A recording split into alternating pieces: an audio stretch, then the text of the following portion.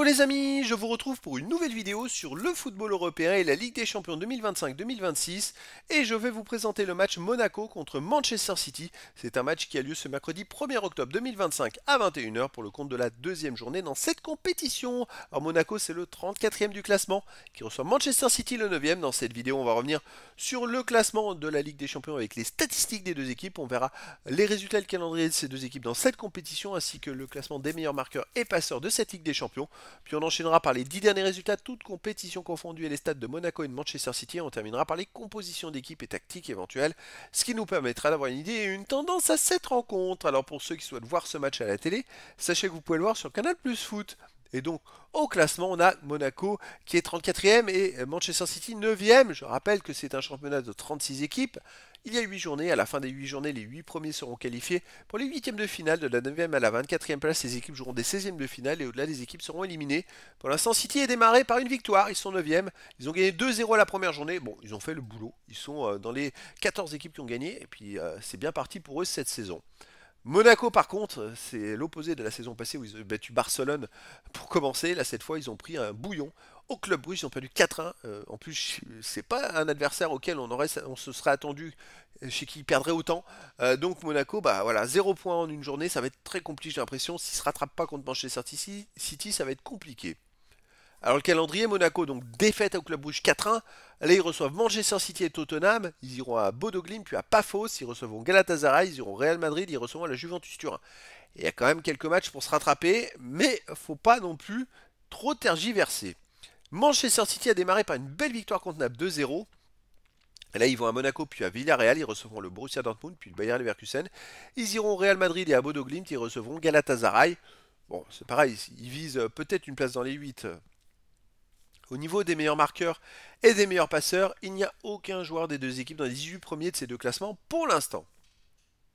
Les 10 derniers résultats, toutes compétitions confondues, Monaco, 5 victoires nulles, 4 défaites, 21 buts marqués, 19 encaissés, plus 2 de différence de but. Alors c'est quand même compliqué Monaco cette saison.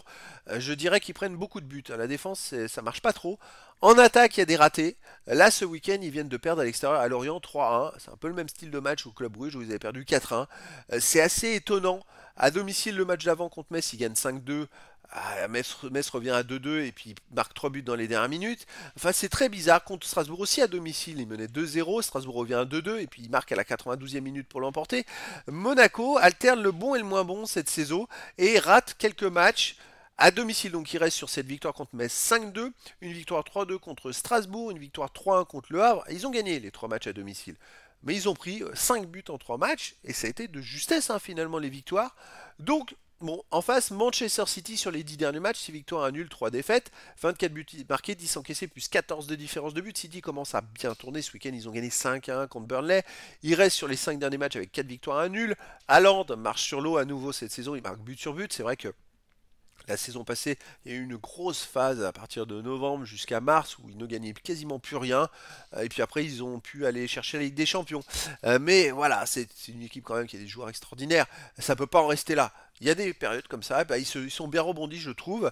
Alors je crois que Cherki est toujours blessé, je ne suis pas sûr qu'il jouera pour information. C'est vrai qu'il n'y a pas de chance, c'est une blessure musculaire, je crois qu'il devrait l'éloigner des terrains pendant 2 mois, depuis début septembre ou fin août. Donc malheureusement, on ne va pas avoir un Ryan Cherki contre Monaco, c'est dommage. Alors Manchester City à l'extérieur reste sur une victoire à Huddersfield Town 2-0, un nul, un partout à Arsenal, ça montre qu'ils ont progressé, c'est une belle perf. Sinon ils avaient perdu 2-1 à Brighton, et ouais, il y a eu un petit raté en début de saison, et puis ils avaient gagné 4-0 à Wolverhampton, le petit raté avec 2 défaites de suite. Là ça va mieux. Ça va être très compliqué pour Monaco. Écoutez, moi je verrais bien une victoire de Manchester City 3-1 à Monaco. Ah oui, parce que Monaco en défense c'est compliqué, mais après dans le foot tout est possible.